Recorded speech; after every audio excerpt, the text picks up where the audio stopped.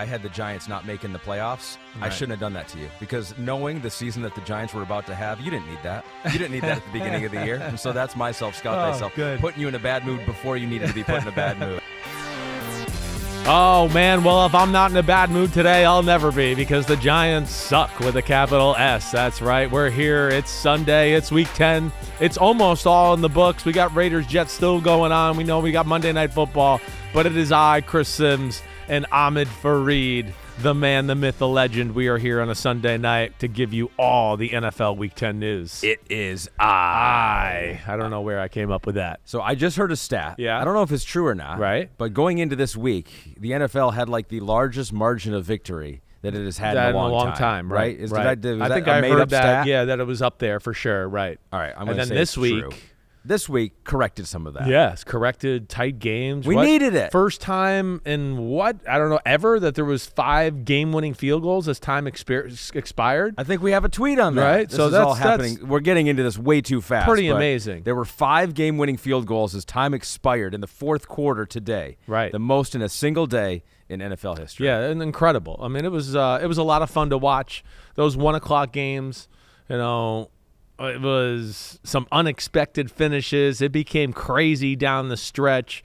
And, of course, we had a few at the 4 o'clock games as well. I mean, it was a good day. I don't know if we had any of those huge, unbelievable marquee matchups, right? We had some good matchups, but we had a lot of good football games. We're starting to get a better feel for some of these teams. And, the NFL's still crazy, too, in Week 10. And it was fun, and we'll unpack it right now. How you feeling, though? I'm feeling good. You ready to go? Yeah, I'm like, I've noticed something that the crew seems a little like we're in mid-season right now, and this is when the doldrums can hit you. I don't think it's the doldrums. It's just like I'm trying to pick. I'm just getting re-energized. I kind of got done with halftime show for Sunday Night Football, and then kind of okay, slowly get dressed, right? And you kind of get relaxed for a minute, and then all of a sudden you yawn, and you're like, okay, I better wake my ass up and get going crazy again here. So I took some smelling salts. Oh, you actually did that. And I got the trainer to smack me in the face a few times, and now I'm ready to go and ready to talk ball, man. I saw you on Football Night. Great job once again. Thank you. But at this point, you and CJ Stroud need to get a room. Seriously, right? It's like, okay. You're coming on a little strong at this point. I know.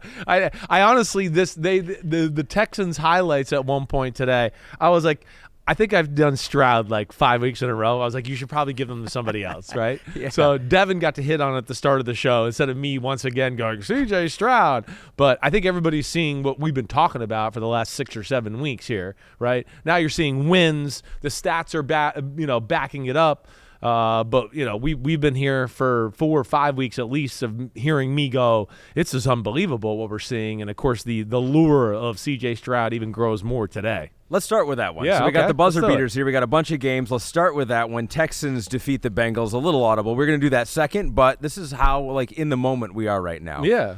Well, Pete back there, Gabby, Morgan. And you're a QB. You're the QB of this show. Sometimes you got to call audible. An audible. You got to check, kill. Right. But then I heard today. You know what I heard today? What did you hear today? Reload. Reload. Does that mean don't? So we killed it. Reload it. Just do that other play again. Exactly right. Okay. Very well. You're right. So sometimes you get a look. You get the look on defense. You go can or kill. Yeah. Means kill the first play.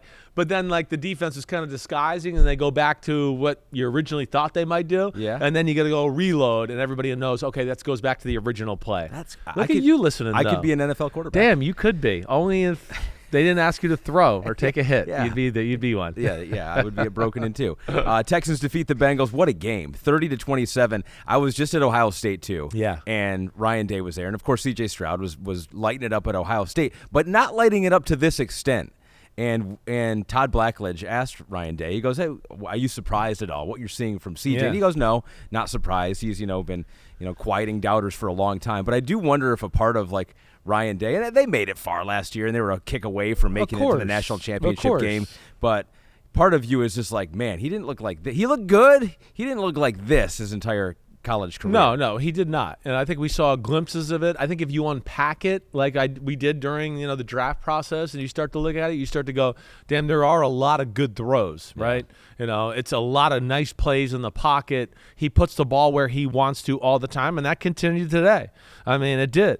And they overcame. First off, they got out to a 20-10 lead, or 20-7, I should say, and it really probably should have been worse than that. That's where the game, and this is their resiliency, is amazing.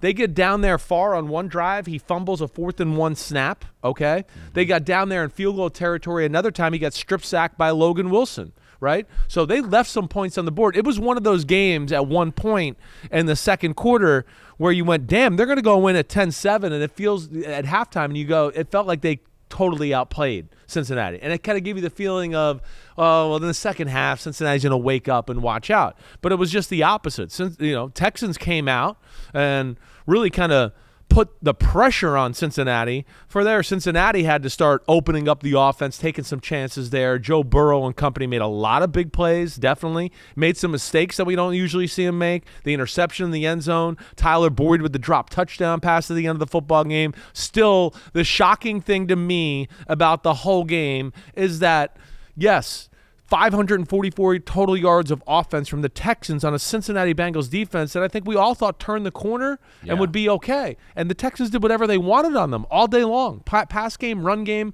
whatever they wanted. It was very impressive by them on the road. Yeah, they're 5-4 now, are the Houston Texans. They trail the Jacksonville Jaguars by 1 game in the AFC South. And both of us in the preseason were saying there are a lot of teams in the AFC that can make the playoffs. The one team that probably can't is Houston. And now I'm saying they probably can. We're in trouble on that one. I might be on freezing cold takes for that one right there. That could be happening. Hey, we make proclamations. That's what we do. I think we're seeing one.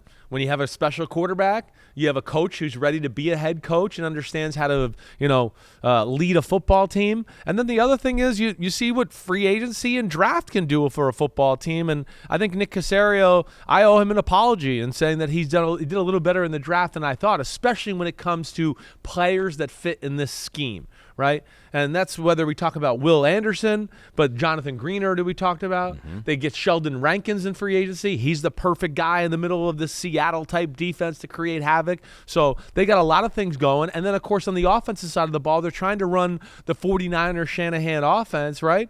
Bobby Slowick, they got a very good offensive line. We saw it even without Dameon Pierce. They had Devin Singletary had a huge day today. And they know how to get people open down the field. And then Stroud, it's like he's on a zip line with his ball to the receivers, no matter where they are.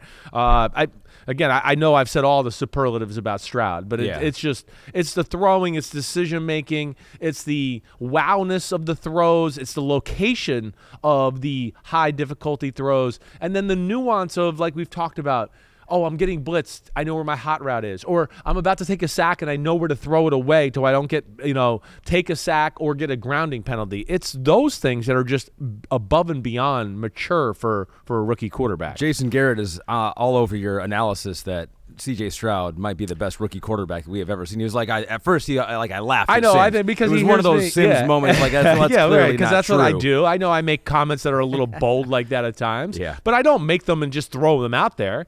I think I did it like I told you last week. We were getting dressed for the show, and I was kind of going like, have I ever seen anybody have a rookie play like C.J. Stroud? Yeah. Like I was talking to myself. So then I came out in the pod and said it. I'm pretty good with football history and got a pretty good feel for that stuff. I know that there's some discussion there to be had, but damn, here in recent history, I don't remember anybody lighting up the yardage, the scoreboard, anything like that. The Houston, really impressive.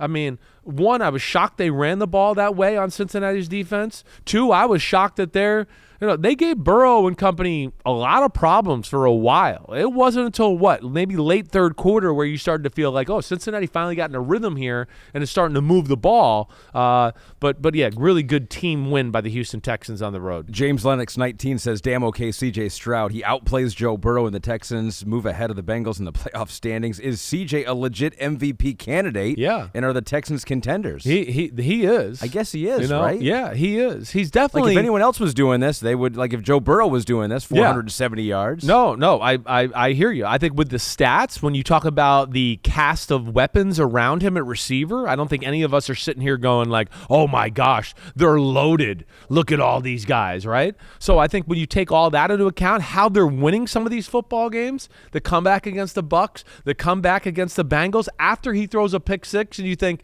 well, well, or almost a pick six, excuse me, where you think, oh, man, that's going to be the end of this day, right? Yeah. Whooping the Steelers in Houston, right? The things that'll go work against them, the early season, lost 2 games. They had that dud in Carolina, right? But I think for him to be in the conversation, I think is more than fair. And what I said to you, I think last week, I certainly said it to Floria, like, he's gone beyond this is a good rookie quarterback. This has gone like to, whoa, is he one of the 10 best quarterbacks in football already? And I think it's fair to say that. Despite all this, I think this is not a situation where it's a sky is falling game for the Cincinnati Bengals because you mentioned it. They did have some trouble, but the first drive of the game, it was like big play, touchdown. I was like, oh boy, this could be their day. It's going to be rocking there in Cincinnati, and they're going to have a fun day. And then they go 3 and out on like 4 of their next 5 possessions. It didn't seem like they did crazy. Anything. But then still, they made some plays at the end. Like you mentioned, the interception down to the 5-yard line. DJ the Turner. Bomb to Jamar Chase for the touchdown. Right? Offensive what a throw, plays, right? defensive plays with DJ Turner knocking one the away. Ball and it was like, okay, 3 and out, they're so getting the ball back. So right? it's like they were still there despite having their struggles. Yeah, I am a little surprised, like I said, about the Bengals defense. I am. I was a little surprised it took them so long to kind of get going on the offensive side of the ball. Burrow did move around. He avoided some sacks where he certainly was in trouble, a few times. But, I'm not panicked about the Bengals. I guess I'm still just a little surprised their defense has had some of these moments so many times this year. All the big plays. I thought they had righted the ship in that department, right? A few weeks ago, we were on here talking about they were leading the NFL in their defense as far as letting up explosive plays. Yeah. Run game and pass game was kind of way up there, right? Where they went on this little win streak and you felt like, okay, they're simmering that down a little bit. And today it struck again. And, C.J. Stroud, his right arm, that offense, what they're doing there. And it honestly seemed like the Bengals had less, feel for how DeMeco Ryans runs that 49ers defense there in Houston as compared to when the Bengals played the 49ers a few weeks ago. Sure. They still got Steve Wilkes maybe with the training wheels on, and they picked that apart there. But DeMeco Ryans, I'm sure, threw them some curveballs with some of the things they did on that side of the ball. All right, today. I want to go on to the next game, but I have to do this. One more thing. It is time for Inside the Numbers, powered by AWS, and this is going to take a look at C.J. Stroud one last time because he did something that we have not seen a whole lot of rookie quarterbacks do. Push the ball downfield in this victory against the Bengals. He averaged a career-high 11.9 air yards per attempt. He completed 11 of his 19 passes over 10 yards down the field for almost 259 yards. That's insane. 5 of 7 on deep passes for 146 total yards. And so, that just reiterates the point that you have been making. These are the degree of difficulty throws for C.J. Stroud, amazing. This isn't shovel pass or, some freak receiver coming around and I shovel it to you like right in front of you and I get passing yards even though you run for 60 yards or screens out in the edge. They don't have that. That's what we've been trying to wax poetically so much about this guy, right? You've heard me. I've been making fun of it. It's not like it's dink and dunk and we're managing the guy. It's literally like, hey, we need you to throw flamethrowers and lasers all over the football field to some good receivers, not great receivers. And he just has continued to push the ball down the field with ease, be incredibly accurate, has great feel in the pocket, never takes stupid sacks. All of it is on the up and up. And he is, like, without a doubt, one of the best intermediate, like, 15-plus yard passes down the field quarterbacks in all of football. I would put him up there with the elite of the elite in that category. When you say, like, ooh, you need a 25-yard completion, right? I know we all think about Allen, Mahomes, Burrow, Justin Herbert. C.J. Stroud is up in that conversation for me now, without a doubt, right? He might have even surpassed Trevor Lawrence already here in that department. I know, and Trevor's the man. I know that. But I just can't get over, the accuracy he has on these aggressive throws. We might have to stop. They might have to issue a restraining order. This is getting a little creepy at this point. That was Inside the Numbers, powered by AWS on C.J. Stroud. It's just amazing. No one in football has thrown for more yards on throws of 10 or more yards through down the air, field, right? Through the air than C.J. Stroud. Yeah, that's the thing. I know people have more yards per attempt than he does, but again, to me, that's all you've always heard me say. It's a little bit of a misleading stat. I think yards per completion is more. And then, of course, you have to dive into that stuff because, you can get a 10-yard completion for throwing a screen 1 yard behind the line of scrimmage, and they give you, that was 10 yards on that attempt, right? And he's not getting that. And that's where context does matter when you dive into the Texans and C.J. Stroud. Chris could go on for hours and hours on C.J. Stop Stroud. Yeah, seriously, you're making me seem like a stalker. Stop talking about him. Move on with this already. AWS wanted us to continue to talk about it, so we did that for them. Browns get a comeback win over the Baltimore Ravens, 33-31. In this one, Dustin Hopkins with a game-winning 40-yard field goal with zeros on the clock. This game, I thought this was Baltimore's game from the beginning, right? It was just like, dang. They're going to do it again. It's like all these teams go into Baltimore that we think are pretty good, and they just get blown out. They get run, and it looked like even late in the game, right? Cleveland had to score the final 16 points after trailing 31-17 in the fourth quarter, but they came back, chipped away, made enough plays, and Baltimore messed up just enough. Right. Big win for the Browns. I mean, Baltimore putting teams away is a little bit of a problem. I mean, it's all three losses this year. I think they had the lead in the fourth quarter. Or blew a fourth-quarter lead. We saw it. It was an issue last year. Remember that? Remember last year they blew a big lead to Buffalo? They blew the big lead to the Miami Dolphins, right? That's kind of been a thing, and it's hard to put your finger on it. I don't think it's the same team as last year or anything like that, so I don't want to draw comparisons. It's just odd that it's that way. Like you said, complete domination of the game early on. To start the game, tip, pass, interception, force a 3-and-out or a punt from Cleveland, and then Keaton Mitchell with the huge run, right? We've been talking about him. So you're just going, wow, they got it, and they've been on fire, like you've said.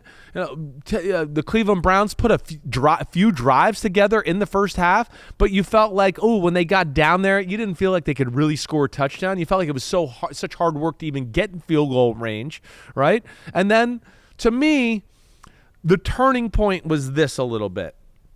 It's 17-6 Ravens, okay? They're lining up to kick a field goal, and here come the Browns and making plays, okay? And they block the field goal, and they go and get a field goal before the half themselves, and instead of it going halftime 20-6, it ends up being 17-9, and gives them a little life here to make it to a one-score game. So I thought, okay. Now, the next drive, squash that, right? You see, they throw the 40-yard slant to Odell Beckham Jr., and you go, oh, gosh, they're in trouble. But that was about it for the Ravens offense for the rest of the day right there, right? Yeah, because there was another play that I was like, this is it. It's over. It was the muffed punt in the fourth quarter by Cleveland. Prochet muffs the punt. Right. And then Baltimore kind of stalls out. Their offense is not good, but Cleveland just kept defensive holding, and there we go. It was 7 plays, I think, to get to 12 yards. And that made it 31-17. I was like, now it's over. Right. Now it's over, right? And then they make some plays. Watson starts to hit some passes down the field, and Njoku, Elijah Moore, Amari Cooper. Deshaun looked like he came alive and got more and more comfortable as this game went on. That was impressive. But then, 31-24, tip pass. Newsome gets the interception, pick six. And it's like, holy crap, we're, in a 1-point football game because they missed the extra point. And it just, was kind of amazing at that point. Cleveland, I can't say enough about Cleveland. I think I've told you they give me 2015 Broncos vibes on the defensive side of the ball, where they just even if you score and make a few plays on them, they're going to score and make some plays on you too. Just like again today, they lit up 31 points, but they blocked a field goal. They had 2 interceptions on Lamar, right? One was a pick six. I'm trying to think, was there anything else? I guess that was it. There was only the 2 turnovers on the day, right? But they make plays on that side of the ball, and then if their offense could start making plays like we saw today, I know they're going to be able to run the ball. I know that. They got one of the best O-line coaches in football over the last 30 years. They got a really good O-line. Ford is a good running back, as we've seen. Kareem Hunt's a nice backup off of that. They got one of the best screen games in all of football. If they can just get Watson in the pass game going, not even it's not like they got to be the greatest show on turf. Just, top half of the league type of offense, and Watson makes a few plays with his arm and his legs a few times a game, they're going to be extremely tough to beat. Because as the game went on, it felt like Baltimore couldn't move the ball on Cleveland. Yeah. It felt like they couldn't block them, and it felt like I was sitting there, it just felt like Cleveland's D-line was in the backfield every play.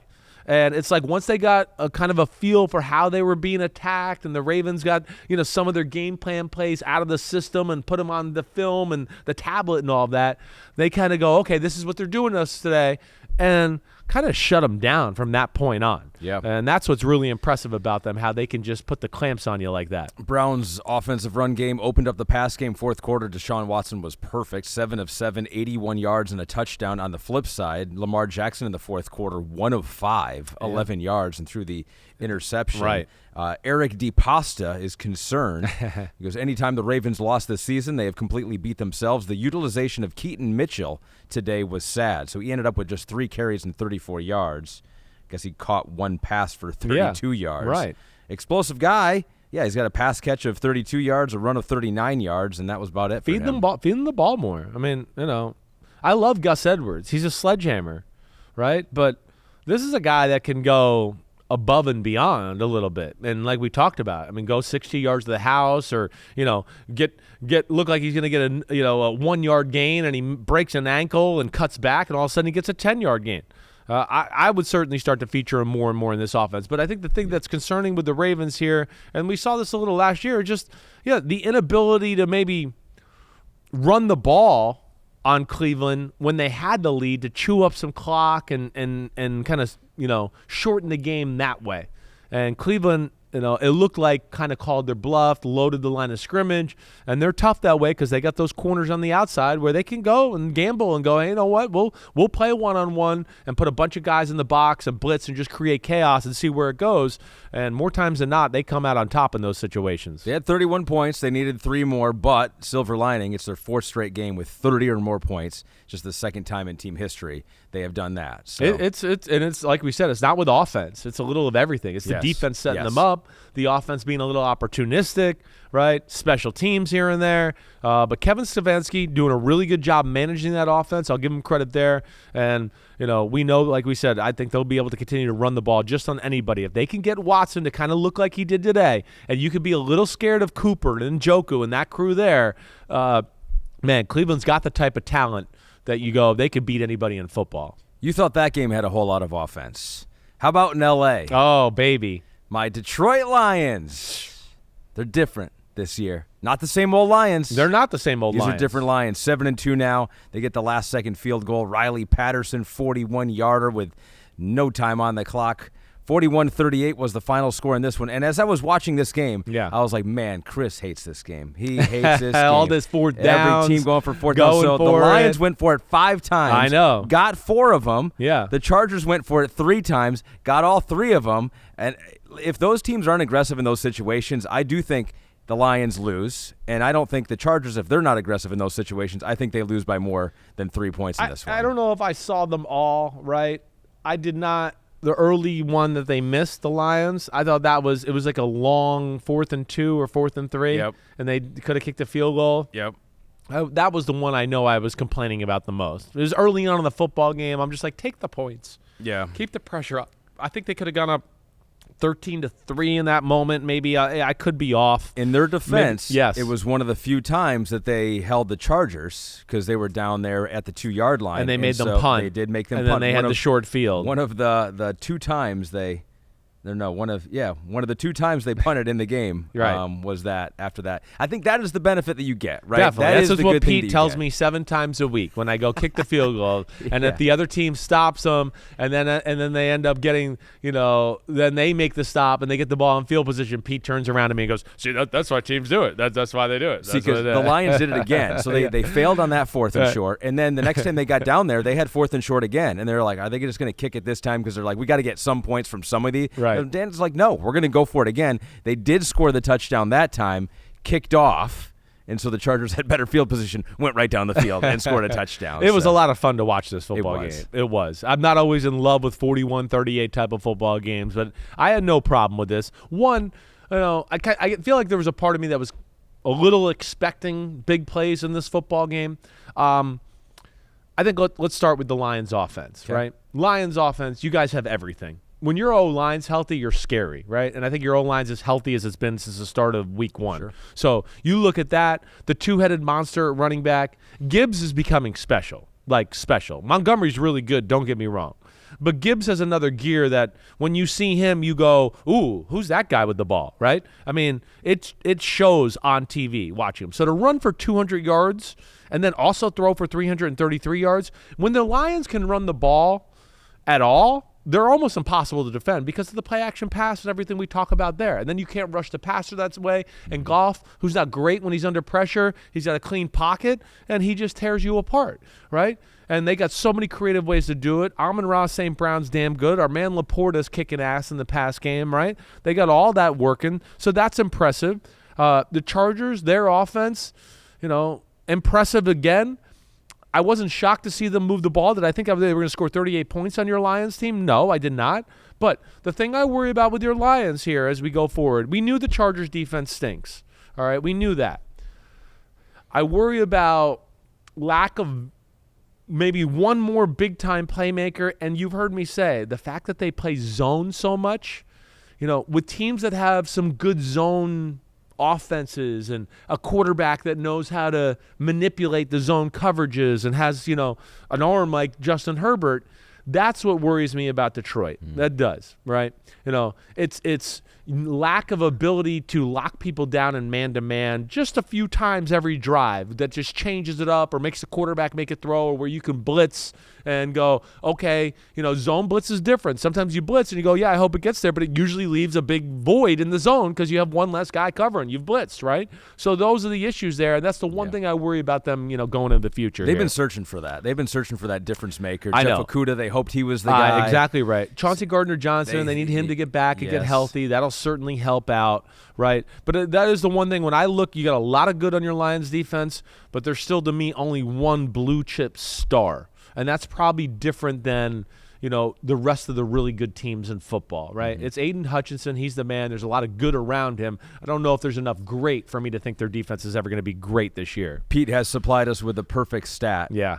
For the discussion that we're having right now. Keenan Allen, this is per Next Gen Stats, so you know it's good. Right. Keenan Allen caught 7 of his 8 targets against zone coverage for 118 yards and 2 touchdowns en route to a team-leading 11 receptions, 175 yards against the Lions. We broke this down a few weeks ago with the Lions, right? Yeah. I think when they beat the Bucs, we talked about they don't want to play man, they want to play zone. Remember, we kind of did our deep dive into their defense, and that's what I worry about. Because we've talked about the Chargers. The Chargers have receivers that don't separate downfield, right?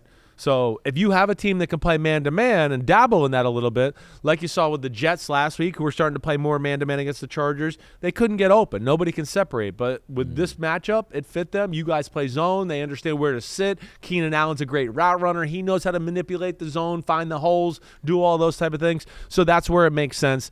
That Chargers defense stinks. We know that. It's going to have to be Justin Herbert in the offense carrying the squad all year long. I don't think he can do that. I think they stay respectable here and are in the playoff mix, but I don't think they're a playoff football team. Lions, you guys are damn good. That's the one thing that worries me when you play the cream of the crop offenses is your defense in that secondary a little bit. For the Chargers, this is their 4th loss this season by 3 points or fewer. That is the most in the NFL, and I feel like they've been up there and led that category maybe perhaps the last 5 or 6 or 7 years. It feels like the last decade, right? It's been the Lions or the Chargers. I feel like they've both been kind of in these games where they always find a way to lose them. This time it was the Chargers in this one. Seahawks and Commanders, a 3-point game. Jason Myers, congratulations. You're the game winner. The 43-yarder with no time on the clock. Seahawks getting the win here. It is their longest home winning streak. They've won 4 in a row now since 2020. They're starting to roll there. That home field advantage in Seattle. I like it when that place is rocking. Geno Smith maybe getting going a little bit late in the game. First game with 2 touchdowns and no interceptions since week 2. So I don't have a real great feel on this game, but I guess it's one of those where both teams got rolling late, and Seattle just did a little bit more. Defensive struggle, football game. Seattle, a little bit like we've talked about, moving the ball between the 30s, but as soon as they get in the red zone or anything like that, they can't make a play to get it to the 1-yard line or get in the end zone, right? Seattle, you know my thoughts on Seattle. I love their talent. I don't think their O-line's great, and I don't love their scheme altogether. They're a little bit like you've heard me say about them. I think I even said it before we started the pod. It's just that I don't know what they're trying to accomplish on the offensive side of the ball sometimes. It's just like, hey, we're in shotgun 4 plays in a row, and we threw it. And now it's the next drive, and we're underneath the center, and we're going to play smash mouth. And then I'm like, okay, that's cool, but now where are we going to tie it all together here? What are we trying to accomplish? What are we actually trying to expose or set up for later in the football game? And I never have a feel for that with Seattle. I think that's what bothers me about it. I've been trying to put my finger on it for the last few weeks, and I think that's what it is. But as we've talked about, they have some big-time playmakers on the offensive side of the ball. And Geno had some time to throw the ball as the game went on, and yeah, they started to dice them up in the past game, in the late third, fourth quarter. We were sitting there at a 12-9 field goal fest halfway through the third quarter, right? Then it becomes the short pass to Kenneth Walker. He breaks it down the sidelines for a 64-yard touchdown pass to make it 16-12, and then the game kind of opened up. Right, and that's where it went from there. And Sam Howell and that offense, they made some big plays in the past game. As they do every week. They're fun to watch, right? They're certainly not shy. They're going to go for it. They are. Defense is not great. They can't run the ball that great against anybody. And what was I going to say? And they don't protect as good as you would like to. So those are their issues. Valiant effort by them. I do want to give them a lot of credit for their effort on the road after trading away all these guys. They're still fighting. But, Seattle just outdueled them, has more playmakers than they do right now. Kenneth Walker is such an enigma to me. I know. Because it seems like he is such a big play threat. Yeah. But then in the run game, you look at him, it's 3.3 yards per carry. He just didn't really rip off one. I think he had one run of 13 yards. But then he has that huge play in the pass game. It's just like it seems like he would do that more consistently. But I guess it's just a whole offensive flow. I think that's really what it is. I don't think they're a consistent, good running football team. I don't ever look at it like I could certainly maybe question his vision a little. His ability is top notch. Yeah. It is. I think what's weird at times is he comes out of the game. He can be a little bit of a look for the home run, right? Sometimes where you just go, hey, the hole was there, run through it a million miles per hour and get 8 yards instead of like getting up there and going, ooh, if I bounce this here, I could get around the edge for 40, right? And it's just like, oh, now you got 1, and we should have got more. There's a little of that, and that's where Charbonnet is a nice effect because Charbonnet just comes downhill. He's a straight liner that way, right? I also think when Charbonnet gets in the game, defenses are usually a little less scared because Walker is the kind of guy, when I talk to other teams, they're always like, ooh, Walker, he can score from anywhere. He's one of those guys that you got to be worried about in that department a little bit. So I feel like the defense's foot comes off the gas pedal. But nice game by Sam Howell. Hopefully this game gets Geno Smith and the Seahawks back on track. And even, their defense. Seattle, I almost feel the same way, their offense and their defense. Just not quite, to me, performing to the actual players and ability they have on the field quite yet. And we'll see. Maybe that's the best is yet to come from them. Boye Mafe did get his 7th straight game with a sack, setting the franchise record. Yeah. Boye's, they got a lot. They're another team, a lot of good. They got blue chippers in the secondary. Who are the blue chippers in the front 7 that are going to start to take over for them? I think that's the thing I want to see, right? A lot of good there. But they kind of do it by platooning in different guys, fresh bodies, scheme, not necessarily guys that take over just with single individual efforts on the defensive side of the ball. 6-3 right now. Good season. Good start to the season for the Seattle Seahawks, all told. One more buzzer beater. The Arizona Cardinals beat the Falcons 25-23. Matt Prater, your old teammate. Yeah. 23-yard field goal. That's nothing for him. Oh, he's nothing. Like, I can get a 60, 61, 62, 100%. 63. I think he's hit a 64 in his career, right? He was almost insulted by this. He was like, you're really going to trot me out there for a 20? I don't do 23-yard field goals. All right, fine. It's a game winner. I'll do it. Kyler Murray is back. And I think we should start with the dots. Yeah. Pete, we have the dots. If you want that play? Peacock or that YouTube, play, right? We got to do the dots play. So this one is the 13-yard scramble where he goes back. This is what, 3rd and 10? 3rd and 10. End of the game, under the 2-minute mark. Need this play. He goes back to the 20-yard line and then goes forward. He has to run 20 yards just to get back to the line of scrimmage and then goes another 13 for the first down. Incredible. I can't say enough about Kyler Murray and the way he looked today during the game. To come and play football, first off, run the way he ran. He looked, I'm not going to say he looked as fast as he did before the ACL, but still was like, okay, he's still one of the fastest quarterbacks in football, that's for sure, right? Shifty, controlled the ball. I thought really for the most part of the day, he put the ball where he wanted to. It looked like it was nice spirals. He was spinning it. all of that. Had a big drop at one point on a third down where they ended up having to punt the ball or maybe kick a long field goal if I can't remember it correctly. But, yeah, to come in and just be that way, he's going to put pressure on them there. What are they going to do? They can run the ball a little bit. They're creative. Their personnel fits him as a quarterback. It does.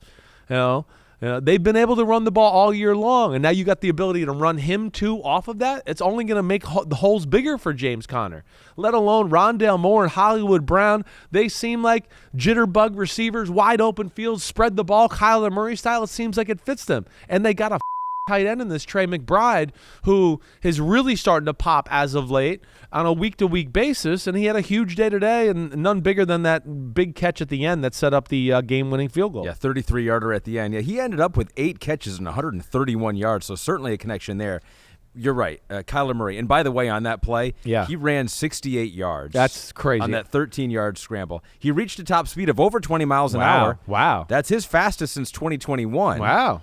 So he was booking it out there, and they have a little nugget here. The win probability added after that play was 22%. So the Cardinals had a 22% chance, a better chance of winning after that one play, which down. I would venture a guess when he was back at the 20, if you could do in-play win he's probability. down to like 0.5%. Exactly. They're going to lose this game. It's almost a lock. He is so fun to watch. Yeah, he is. And I kind of forgot a little bit. Right? You forget. Yeah, right. You're just like, okay, yeah, he's good. He's a mobile quarterback. He makes some mistakes with the arm. He tries to do too much. Right?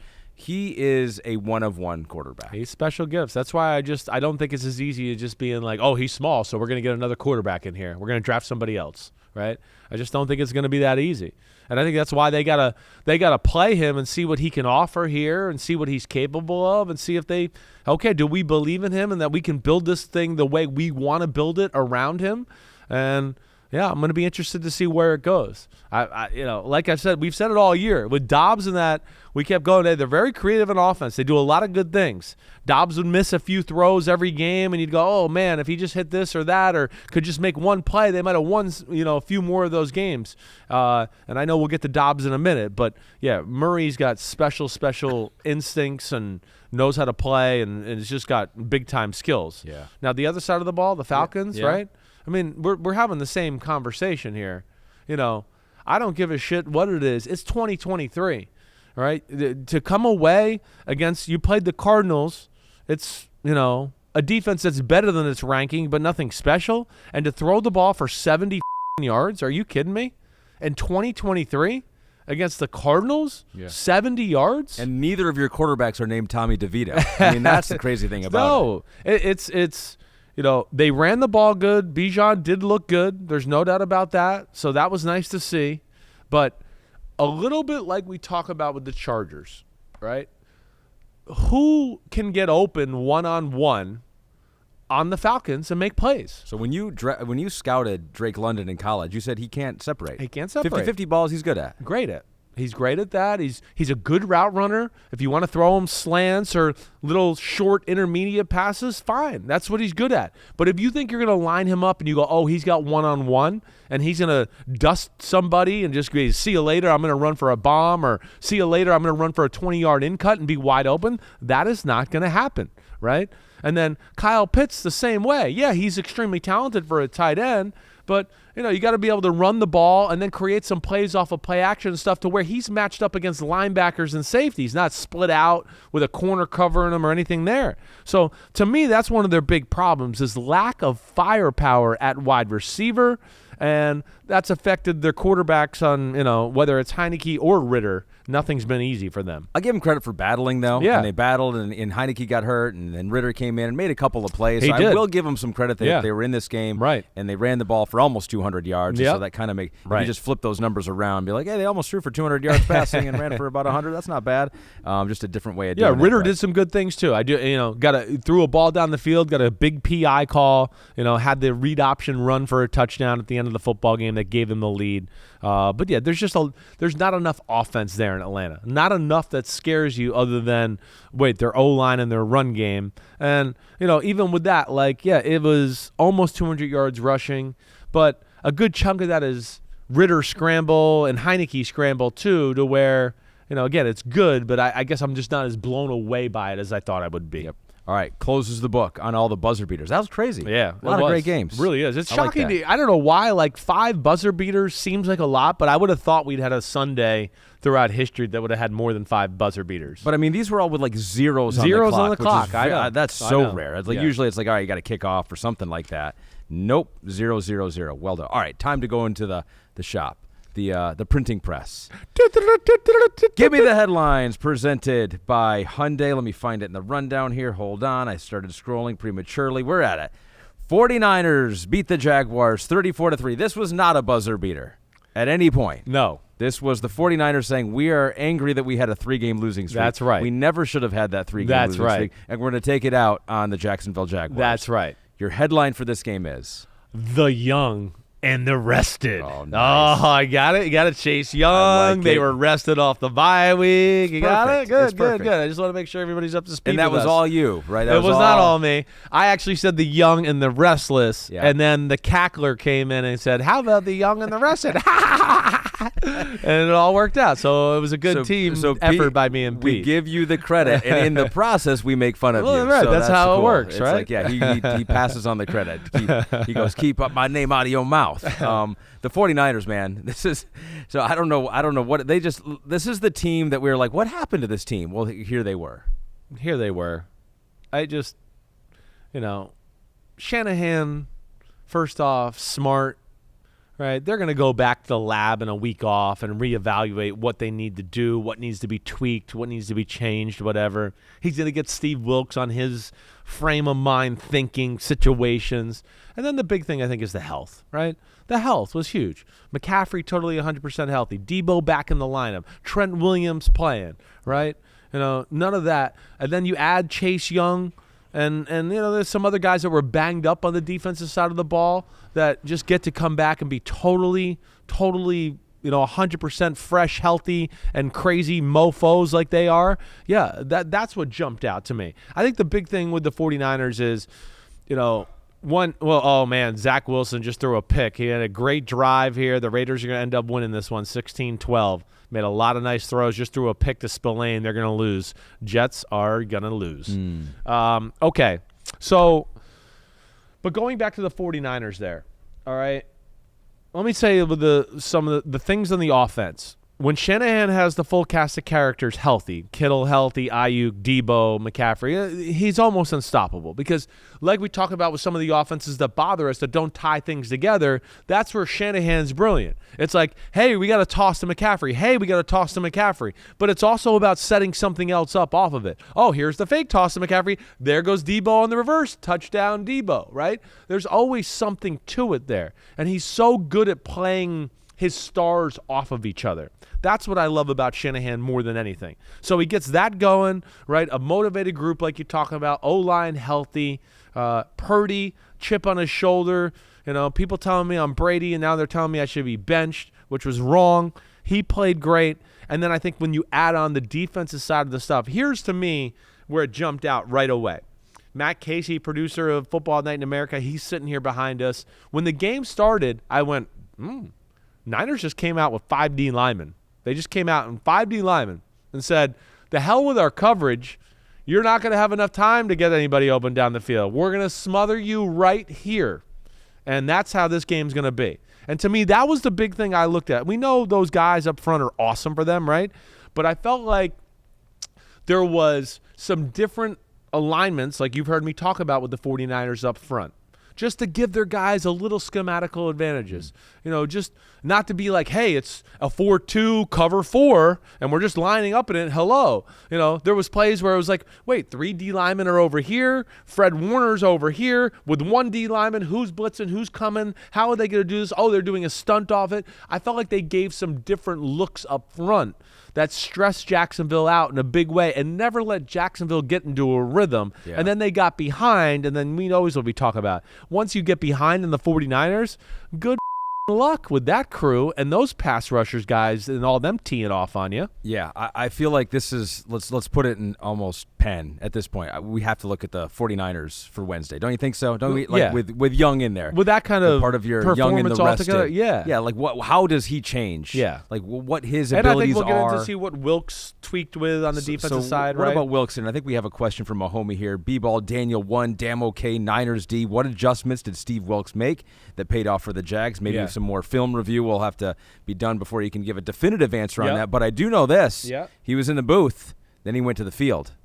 There's something to that. Is there something like Matt Canada? We'll talk about the Steelers here in a bit. He went booth to field, right? You spend the whole week calling defenses from the field on the practice field, right? Yeah. You get trained to I can see the field the right way, right? It's not perfect where you can see everything and every little alignment, but what you do to get on the field is leadership from guys, get in their ear a little bit, encouragement, or what the hell are you doing, right? Or hey, and then I think it's you get a little better feel for the flow of the game in person, right? Where you could be up in the booth going, hey, our D-lines, we're playing okay. And then you get on the field and you go, oh, actually, we're kind of being pushed around. I guess I was giving our D-line a little more credit than it should be. It does give you a different perspective that way. Yeah. Let alone to have the defensive coach, all the defensive linemen sitting there. Oh, now he's coming over and checking you. And, hey, we want to do this, and let me show you this picture and all that.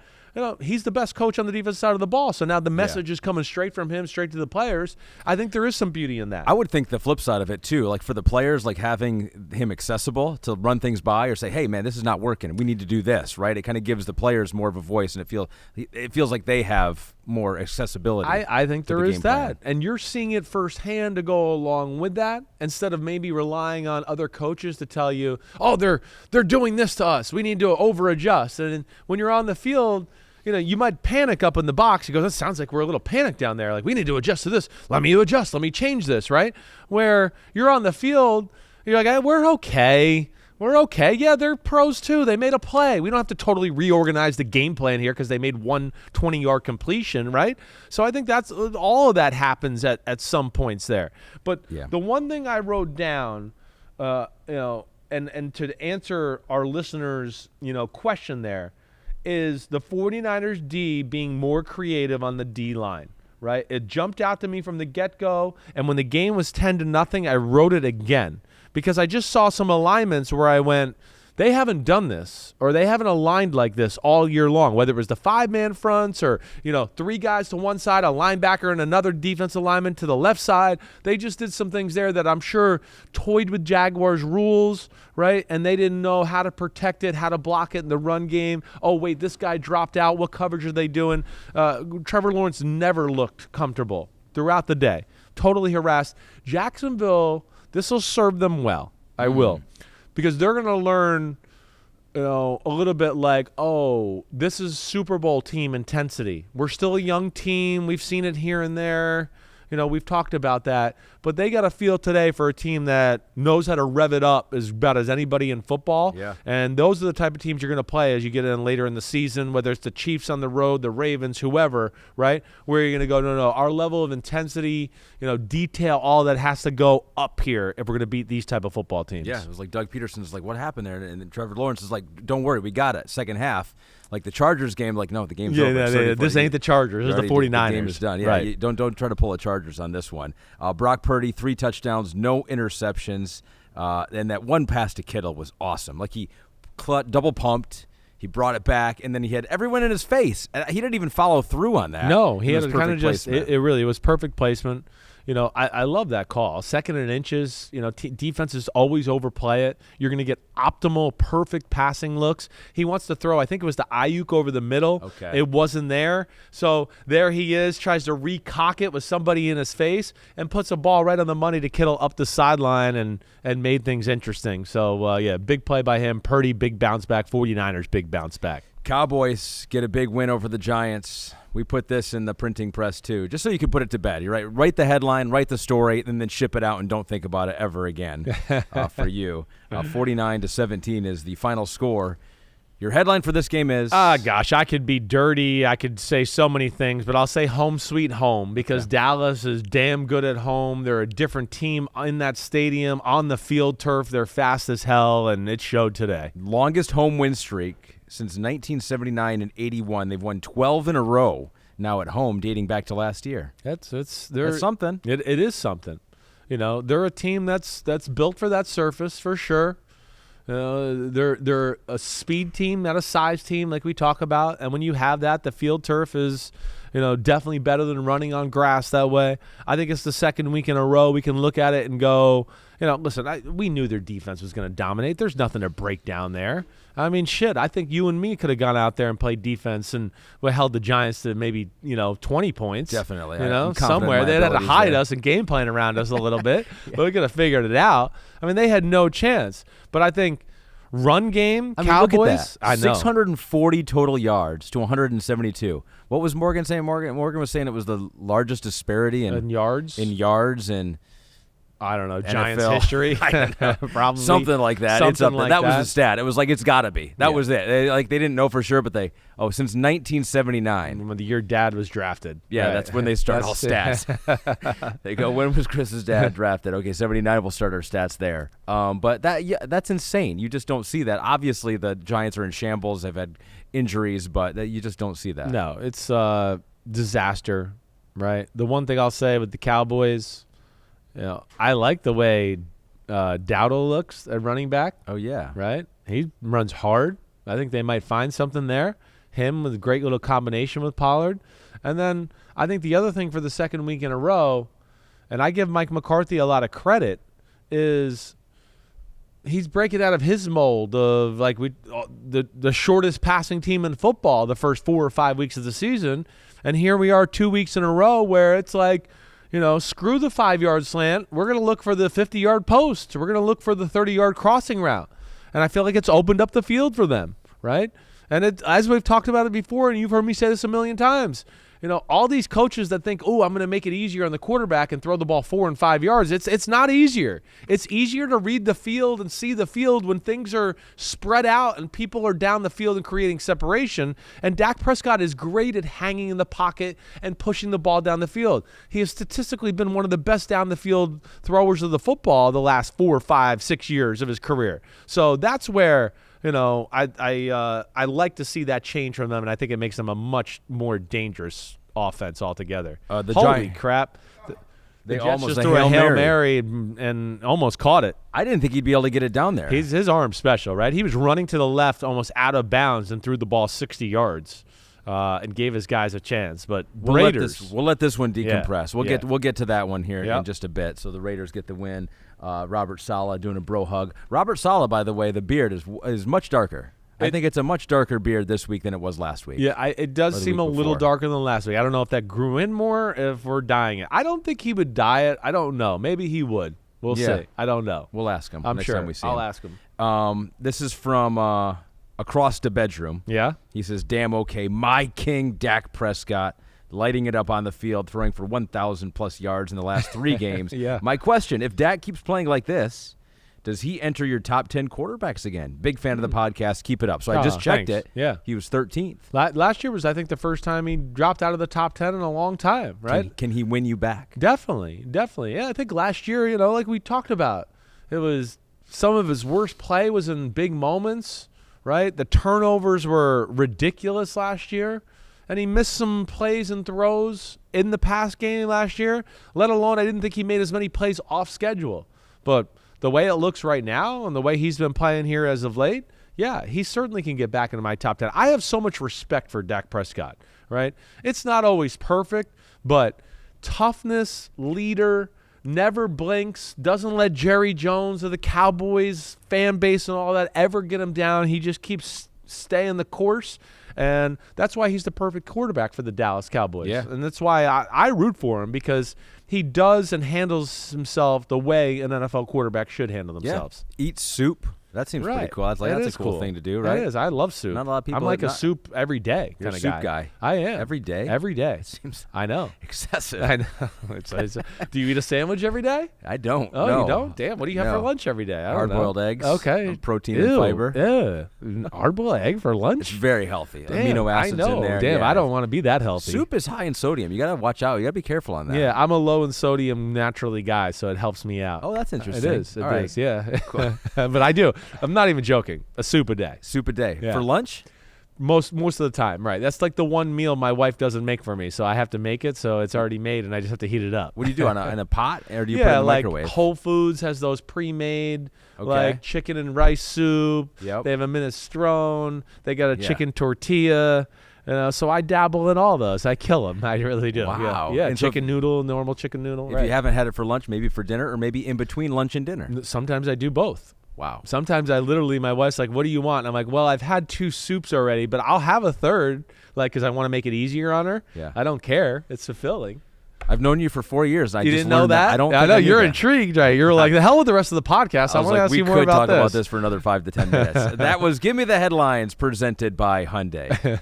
Pete says we have to go though, so we have to. Sorry, Hyundai, we ruined that segment by talking about my soup. Blame Ahmed. Giants have the number 2 overall pick, by the way, right now. If the season were to end right now, so Pete's going to just slide that in every time. I know. Something positive. They're in the Caleb Williams, Drake May sweepstakes, as everybody is starting to say up here in New York. Do you want to do Sunday Night Football real quick? Is there anything else to say about it? Well, let's do it. Yeah, okay, let's do it.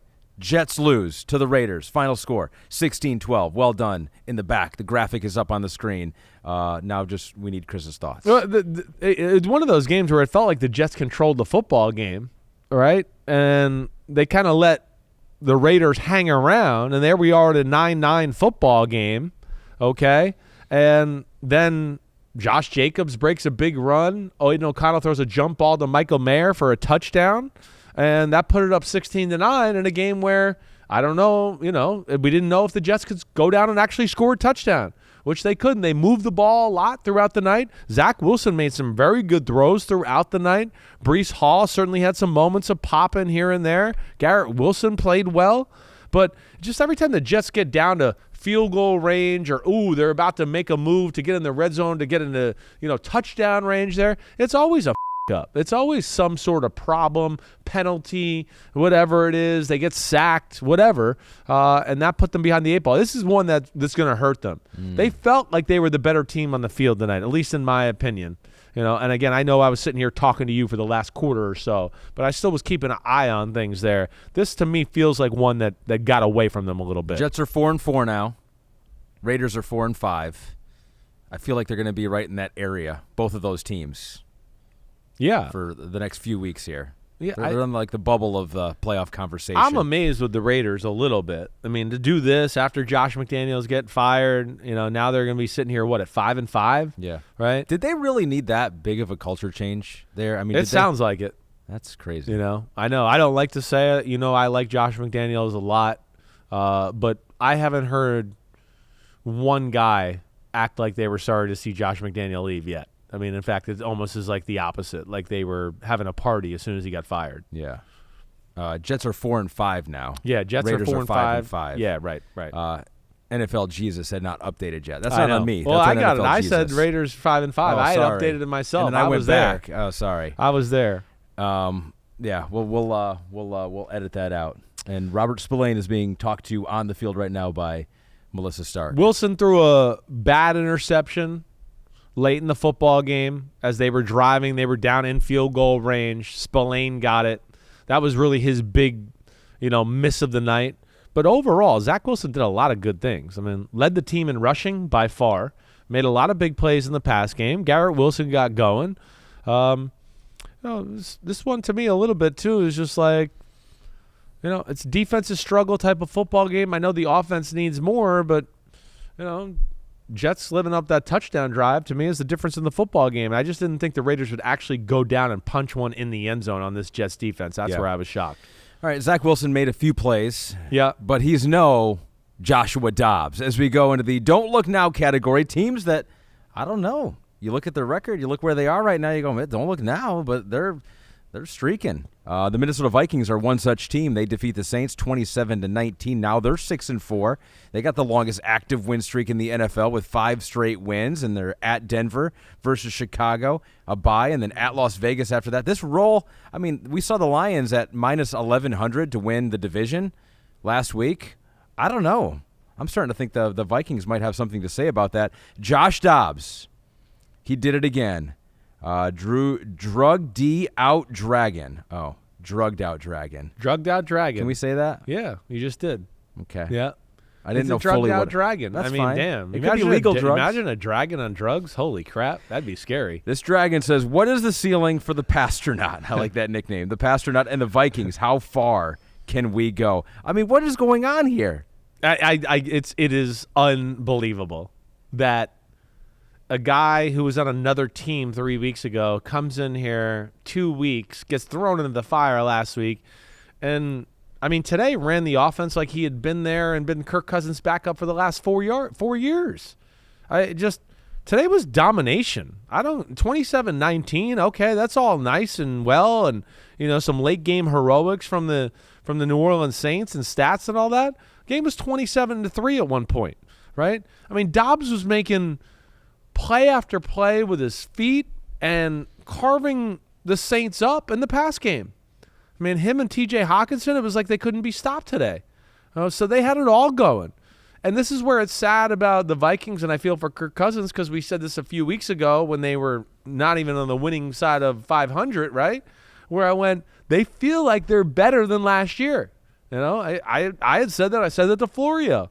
I think when they were sitting there like 2-4, I was like, I think they're better than last year, which is the crazy thing, right? Now they're not turning the ball over. We're seeing the defense every week has a proper game plan, right?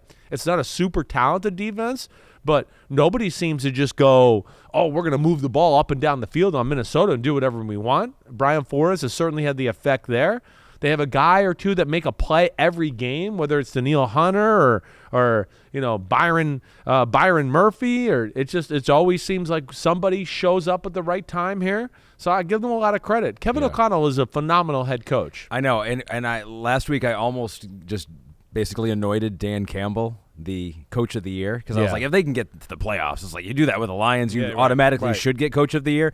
But if he continues to do this with quarterback after quarterback, and your starter goes down, Dobbs comes over, you don't skip a beat, I don't know. He's going to be a threat. If they end up getting to the playoffs somehow in this formula with the way they are, right, where we went, wait, they're not even a great running football team, so Kirk Cousins, I know I said, well, it's over for Minnesota. The passing game of Kirk Cousins is what they are, right?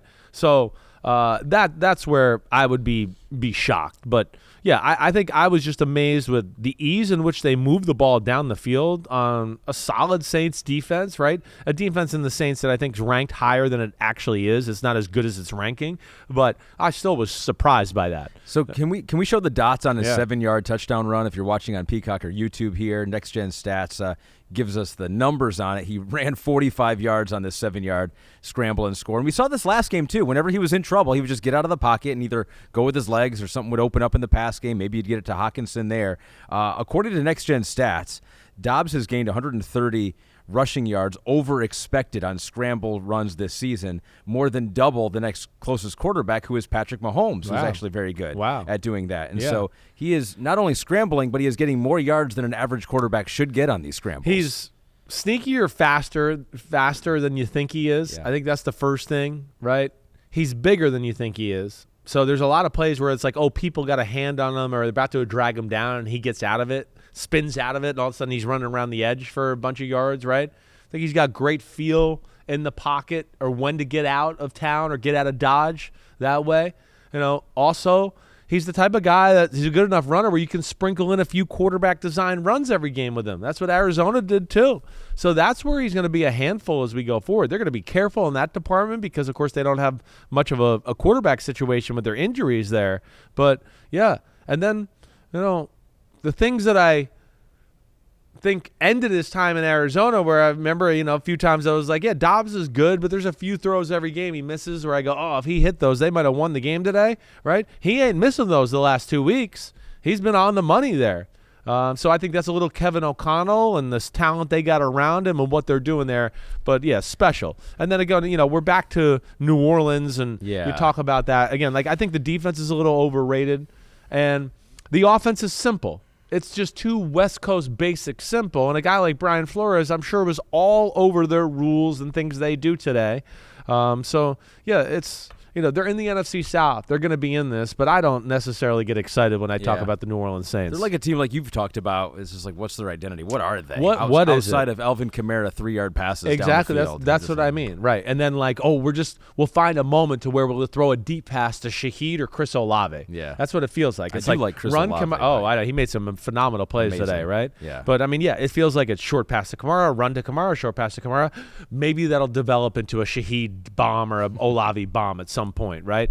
But it doesn't feel like it's sustainable, and they might win the South, but I don't know. The Saints just feel like a team that's kind of if they get in the playoffs, a one-and-done type of football team, and we'll see where it goes. Derek Carr got banged up. Yeah, that's right, and Jameis Winston came Took in. a big shot. I guess it's not too serious, and they have a bye week, I think, coming up. So shoulder, head, I think he got a little bit of both there. Jameis didn't look bad in the game, though. Jameis has got talent. I mean, Jameis was the scary. I was joking with Florio, who's a Vikings fan. I go, this is the worst thing that can happen to you because Jameis don't give a damn. He's going to fire. We're down 27-3. He's like, you mean I can just throw it anywhere?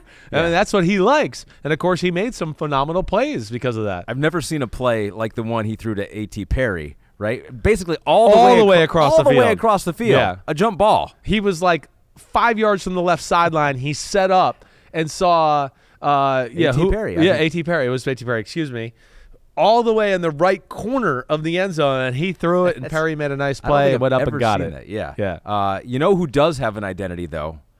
The Pittsburgh Steelers. Yes, they do. Getting outgained by their opponents. It happened again.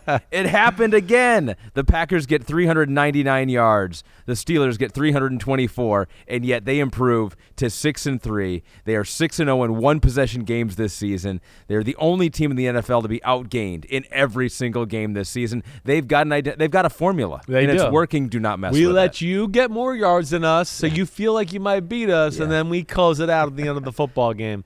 I thought this was going to be the week that it ended. I did.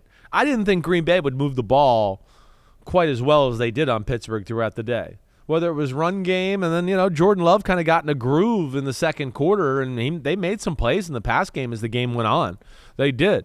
Now, they just, them is getting in the end zone. That's another team. They're another team that they make a lot of plays or throws in the middle of the field, but all of a sudden they get to the 20, 25, 30-yard line, and everything stalls out, and they have to kick field goals. That's one of the things that's been going on with them for a little while here. I think the Steelers to look at, we talked about Matt Canada being on the field. Yep. Second week in a row. I do think their offense looks a little different. I'm not going to say I sit here and go, watch out for them, but there is more consistency. They're running the ball at a much better, yard per carry, everything there, which is much more impressive, and that's how the Steelers want to play. Ethan McNew, damn okay. Steelers run game coming in hot. 200 yards on the ground. Pittsburgh's getting back to their old school Steelers football, two-headed monster with Najee and Warren. It is the 10th game under Mike Tomlin that they have had 200 or more rushing yards. Now, is that just a versus the Packers thing, or is there something here? No, I think there's something here. I do. Again, 200 yards is a lot, but I think they've found a little bit of groove in running the ball. I do. Ran the ball on a Tennessee Titans defense last week that is pretty damn good, defending the run as well, right? So I think there's something there to look at. Offensive line, it looks like it's a little more they're getting underneath the center a little bit more, letting Najee and Warren come downhill a little bit more. And then they're just sprinkling a few passes from Pickett. Our defense will make a few plays. They're amazing at the Steelers of when they do drive the ball, which, again, they could go 3 and out. But when they do drive, they always come away with points to a degree. I do feel like if they have 4 good drives in a game, 2 of them will end up being a touchdown. And the other thing that they're great at is, you drive the ball on them, and you don't ever get in the end zone. You kick field goals all the time. That's what they do to everybody, right?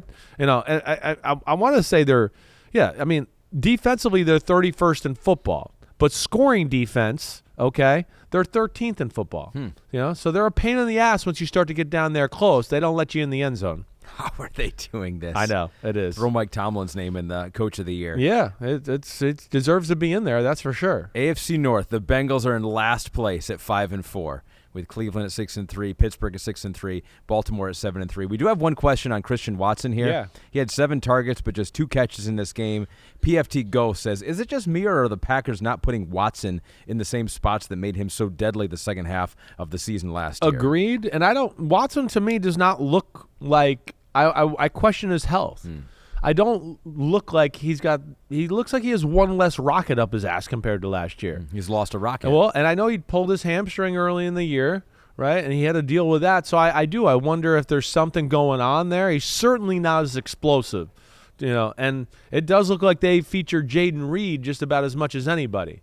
Now, I think, with Watson and Dobbs on the outside, it's beneficial for the slot receiver. He gets some better looks that way. But, yeah, I think there's something there to Watson. I need to take a little deeper look, but it certainly does not look as fast or explosive as I remember him looking last year. You know what they got to do? The Packers got to move Matt LaFleur up to the booth, because if it's not going well, you just switch it. You just switch it, and then it all changes just like that. Which is a good thing with the Steelers, because if it starts going bad again, you just move Canada back up to the booth. You just switch it, and then your problems are solved. Well, I think with Canada, what the thing you look at, too, is sometimes with a guy like that who's maybe is a good leader, right, and knows how to talk to guys and kind of get the juices flowing and all that, maybe that's what they were missing. And maybe that little bond that he has with the players and the team, and the fact that they got to look him in the face when they make mistakes or whatever else, is just enough to, kind of give him a kick in the ass here to be a better, offensive unit altogether. We got the Colts in Frankfurt taking on the Patriots. 10-6, low-scoring affair. They didn't see a whole lot of offense. No, they didn't. In Frankfurt. They did see, although I don't know if the fans were there when it happened, although they're probably used to it over there. Did you see the roof? Yes. Oh, it's like an umbrella, and then it just closes? It's amazing. What? Why are they so much smarter than we are? They've been smarter than us for a long time. I'm just now learning that. Yeah. That should be in every stadium. I know. It seems like it's so easy, right? It'd be like, why would you build this big structure when you could just have a umbrella come out over the field? And then we would have no more rainouts in baseball. No. Right? You get rid of all the rainouts. I know. I don't get it either. We should steal that. Yeah. Try to figure that out for me, all right? Yeah, we should take their technology and just steal it. Pete, are you putting it in right now? Are you putting in the picture or something? Oh, okay. We might come back to it's a tease. If you're watching on Peacock or YouTube, we'll get back to that. But the Colts they're 5-5 now, surpasses their win total from all of last season where they were 4-12-1. They're just allowing 9.5 points per game during this 2-game win streak. But I think here it is. Here's the umbrella. If you haven't seen this, it's awesome. It is so cool. It really is. It's just like look at that sunny it's a beautiful day, just day. a few clouds. We don't need it. If it gets a little cloudy, Put the boom, roof we can put it out there in the scoreboard. Just tuck it into the scoreboard. It's amazing. Yeah, it's a cool stadium. It really is. Cool atmosphere once again today, right? Yep. Same old Patriots, sucky ducky. So here's, I think, we'll get to the Colts, right? But for the Patriots, this was unusual for me. For the first time in a while, I was like, man, they're kind of floundering. What is that move? I get it. It was a bad interception at the end by Mac Jones, but it seemed very un-Belichick-like to make a move to put in your backup quarterback to win you the game with 2 minutes left. Yeah, I just feel like I don't know if it's Belichick's ego or whatever. It's just and I'm saying this in just some of the decisions that have been made over the last few years, whether it's making a special teams and a defensive coordinator, your offensive coordinator, right? That move was really odd to me. When I was sitting there watching the game, I saw Zappe warming up, and I thought, well, he's having a catch with Mac Jones. They're not going to put in Bailey Zappe right now, right? Yeah. He's just staying warm in case he's got to go out there. And all of a sudden he trotted out there, and I was like, what? That seems like the most un-Belichick thing ever. We're going to blame it on one guy now, and we're going to put the game into a guy that we cut from the football team twice this year, and he wasn't even a backup for a few games, and now you're gonna ask him to come in the game and save the game? It just like I kind of said in Football Night in America, Belichick's always been like, stay the course, we're on to Cincinnati. No. And now to make it all about Mac Jones. Listen, Mac Jones, that interception was pitiful. I get it. That was horrible. He didn't really have that much pressure. He threw it like he was about to be hit, and it was like, no, the guy's still 4 yards from you. And he threw it off his back foot and threw the ball, 15 yards short to a wide-open receiver? Yeah. I mean, he's going to score a touchdown. So, I understand that, but it almost feels like frustration got the best of Belichick and Billy O'Brien there. This was a game today that the Patriots could have had. They should have had. This was there. They outplayed the Colts for the most part of the day. To me, the big part was whether it was Mac Jones, interceptions like that, or the handful of times that Gardner Minshew made some incredible plays to extend drives and keep it going a little bit. That was really the difference in the football game when it all came down to it. But yeah, even the Patriots get down there close one time. They get into the 7-8 yard line. They can't punch it in. They got to kick a field goal. It was a day where it was there to be had, and it felt like they outplayed the Colts. It's just the Colts made the bigger plays and the bigger moments, and that put them on top out in Frankfurt. Dayo Odeyingbo had 3 sacks. He just had 3 sacks in the first 9 games this season. But I am Sammy Lambert's a little concerned. He goes, Shaq Leonard begs for more playing time. Yeah. He looks like a statue. He is a statue. Is that him or Gus Bradley's doing? Oh. EJ Speed looks like the better option. That huge contract and disgruntledness doesn't seem like he will be on the Colts much longer. Well, Pete will tell you this. Matt Casey, who's sitting here with us, I was talking about this at the end of the game in the NBC viewing room, right? Shaq Leonard's not the same guy. He's not the same guy. He is not as good as EJ Speed or Zaire Franklin. He is not. It's not even close, right? He's 215 pounds, and he had a serious back injury last year, right? He's not as explosive, and he does not seem as physical or kamikaze as he once was, okay? And those other 2 guys are players. They are. And they're bigger than he is, they're faster than he is, and they're more physical than he is right now. So I know Darius Leonard last week came out in the press and said all these things. I don't understand why I'm not playing more, and I wish they would just tell me. Come on. Don't start all that. You know what's going on. You're watching the games. Everybody else is watching the games. He is not as good as those 2. So, yeah, hopefully this is just a 1-year thing here with him, and he's just got to get his feet back underneath him here after a year of, being injured and banged up. But I'm a little worried. Again, I always worry about that smaller type of guy who hits like he's like Ray Lewis, but it's like, no, you're really like a safety, and you're playing middle linebacker. And you worry about those kind of guys, their bodies wearing out. Usually they wear out in a hurry, and I do worry about that with Shaq Leonard. It worked today, whatever they did, but that was mainly, because of what the Patriots didn't do maybe on the offensive side. Yeah, but still, I think that's fair to say. Some credit to the Colts. One more game to talk about, the Buccaneers. The last game in our Don't Look Now segment, because Don't Look Now, they're 4-5, and no team gets into the playoffs better with a losing record than the Tampa Bay Buccaneers. So don't look now. They're just a half game back in the NFC South. That did snap a 4-game losing streak. Baker Mayfield, his last 3 games now, 6 touchdowns, 1 interception. Excuse me, I'm fading as we go into the sunset here. They just gave Tennessee problems on offense the entire game. The whole day, right? Did you ever? Levis never seemed like he was even remotely as close to comfortable as he was against Pittsburgh or the week before that when he threw the 4 touchdown passes, and nothing was easy.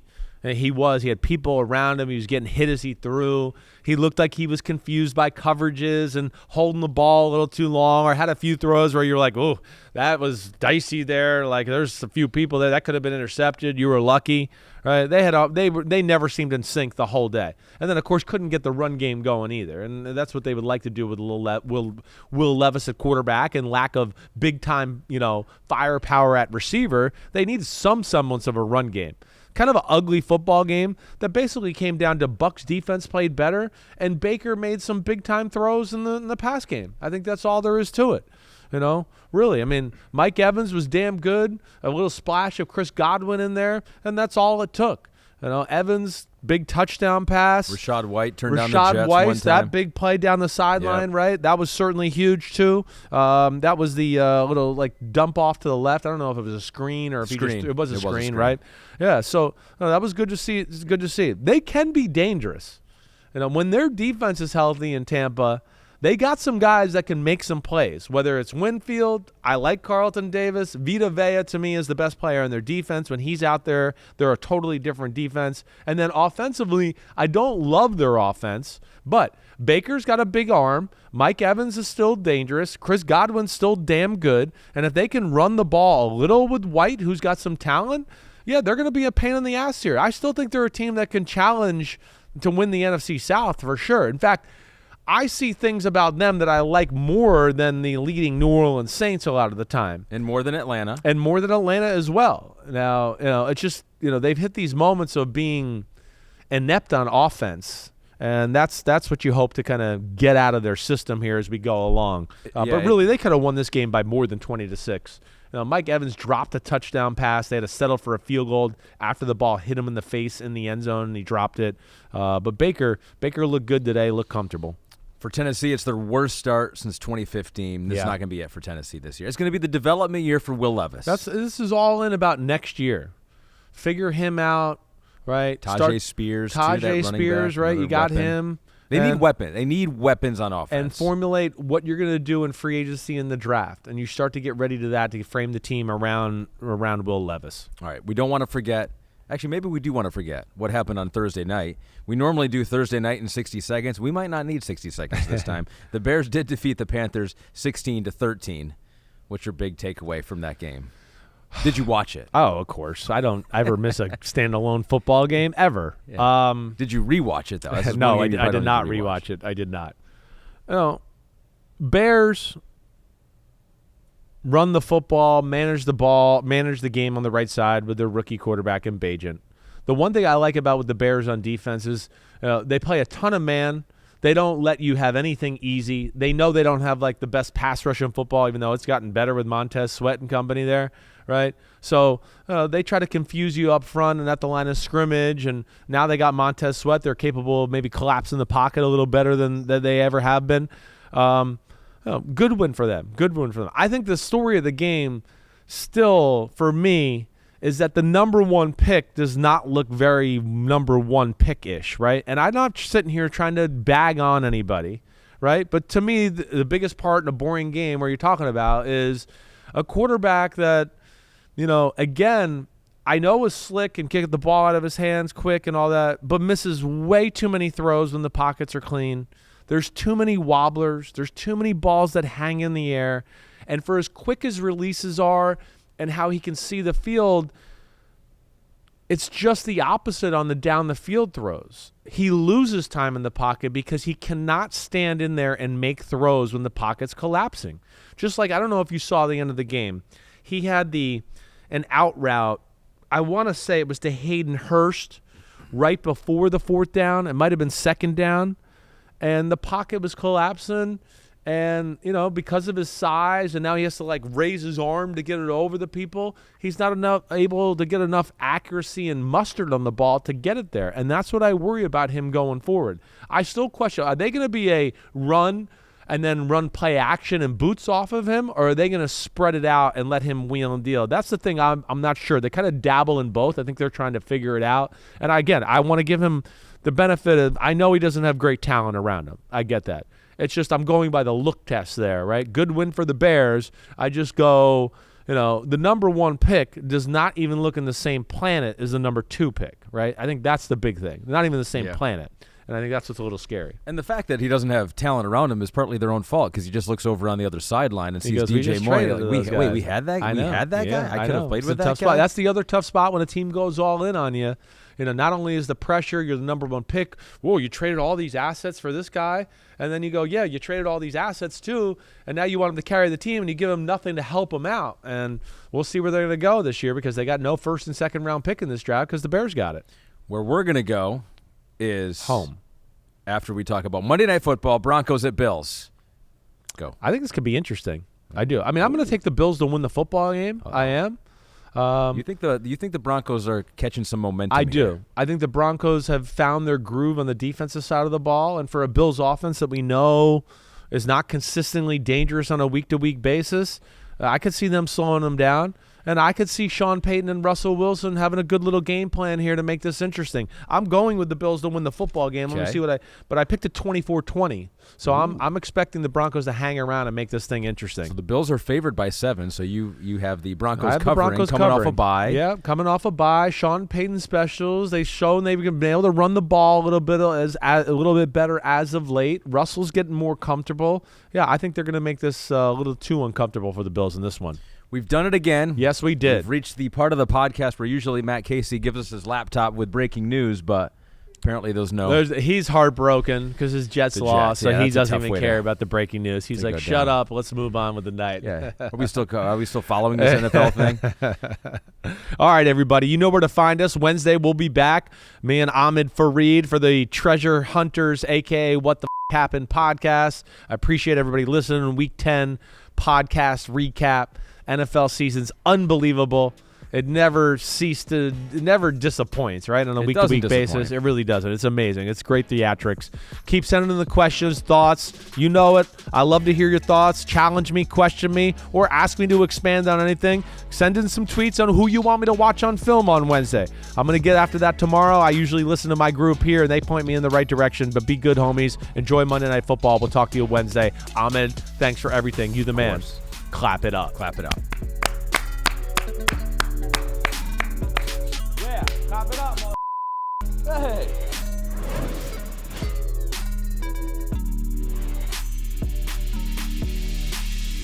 Yo, what up, homies? Thanks for watching. Remember, subscribe to Chris Simms Unbuttoned. Right now, we got Sunday pod, right? So you can have it Monday morning. We recap all the action. Wednesday, it's the What the Happened podcast. We're going to get deep in the weeds on the key matchups of the week. And then Thursday, I'm picking games with that jerk Florio. So you know where to find us, homies. Keep watching. Peace out. We'll see you.